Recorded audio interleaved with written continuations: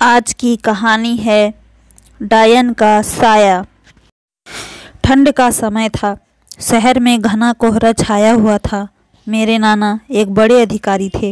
रोज की तरह उस दिन जब मेरे नाना अपना काम खत्म कर दफ्तर से घर की ओर जाने लगे तो रास्ते में पड़ने वाले बाजार से वह कुछ सामान लेने के लिए रुके। उनके बाकी साथी आगे चले गए और वह पीछे छूट गए। सामान लेते लेते उन्हें टाइम का पता ही नहीं चला और जब नाना जी ने अपनी घड़ी देखी तो टाइम देखकर उन्हें लगा कि आज घर पहुंचने में बहुत देर हो जाएगी। उन्होंने सोचा जंगल के रास्ते अगर जाऊं तो जल्दी पहुंच जाऊंगा, इसीलिए उन्होंने जंगल की ओर गाड़ी घुमा दी। काफ़ी अंधेरा हो गया था। नाना जी तेज गति के साथ गाड़ी चला रहे थे, लेकिन उनकी गाड़ी के आगे एक औरत आ गई। उन्हें झटके से ब्रेक मारनी पड़ी। जो औरत गाड़ी के सामने आई थी वह तेज तेज रो रही थी।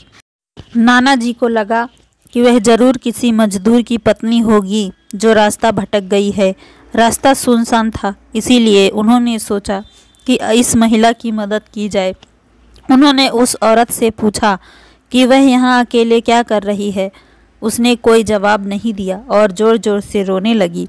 ऐसा लग रहा था मानो सारा जंगल उसकी आवाज़ से गूंज रहा हो। नाना जी ने पूछा कि उसका घर कहाँ है, तो वह भी कुछ ना बोली। नाना जी ने उसे बोला कि तुम मेरे साथ मेरे घर चलो, सुबह तुम्हें तुम्हारे घर छोड़ दूंगा। वह नाना जी के साथ चलने के लिए तैयार हो गई और गाड़ी के पीछे वाली सीट पर बैठ गई। रीति रिवाज के कारण उसने अपने सिर पर घूंघट डाल रखा था, जिसकी वजह से उसका चेहरा छिपा हुआ था। गाड़ी पर सब नाना जी का इंतजार कर रहे थे। जैसे ही गाड़ी की आवाज़ आई सब भागकर इकट्ठा हो गए। जब उस महिला के बारे में घर में पूछा गया तो नाना जी ने सारी कहानी बताई। नाना जी ने कहा आज खाना यही बना देगी, लेकिन मेरी माँ को उस महिला पर शक हो गया। उन्हें लगा कि यह कोई चोर है जो घर का सामान चुरा कर भाग जाएगी। माँ ने उसे रसोई में जाकर खाना बनाने को कहा। वह बिना कोई जवाब दिए वहाँ से चली गई। रसोई में से अजीब सी आवाज़ें आ रही थी। बस रसोई में सारा सामान रखवा कर मेरी माँ ने उसे कहा कि सब भूखे हैं, इसीलिए जल्दी खाना बना दे। उसे रसोई में भेज तो दिया, लेकिन माँ का मन अभी भी शांत नहीं हुआ।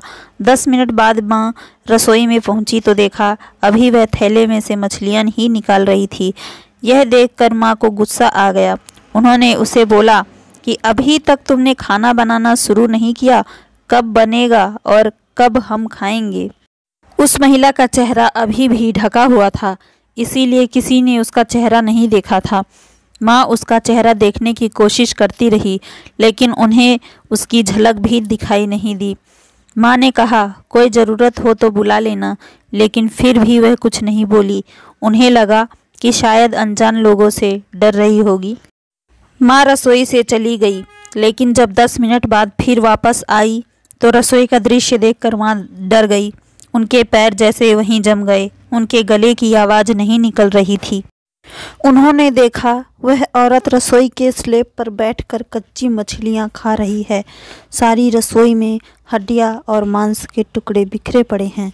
उसके सिर का घूंघट भी उतरा हुआ था। उसका चेहरा बेहद खौफनाक था। बाल बहुत बड़े और नाखून एकदम काले। वह मछलियाँ खाने में मगन थी, इसीलिए उसका ध्यान माँ पर नहीं गया। माँ भी चिल्लाई नहीं कि कहीं वह और ज़्यादा खतरनाक ना हो जाए। माँ ने एक थाल उठाया और वह चूल्हे में से जलता हुआ कोयला उठाकर उसकी तरफ दौड़ी। उसे आज भी वह औरत दिखाई देती है। कोयला उस चुड़ैल पर फेंक दिया। आग की जलन की वजह से वह डायन तेज तेज आवाज़ें निकालने लगी। उसकी आवाज़ सुनकर सारा घर इकट्ठा हो गया।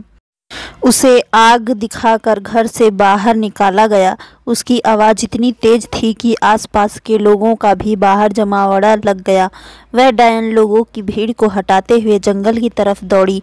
सारे लोग डर के मारे कांप रहे थे और मेरी माँ की हिम्मत की दाद भी दे रहे थे। अगर उन्होंने सही समय पर कोयले से उस डायन को भगाया नहीं होता तो ना जाने क्या हो जाता।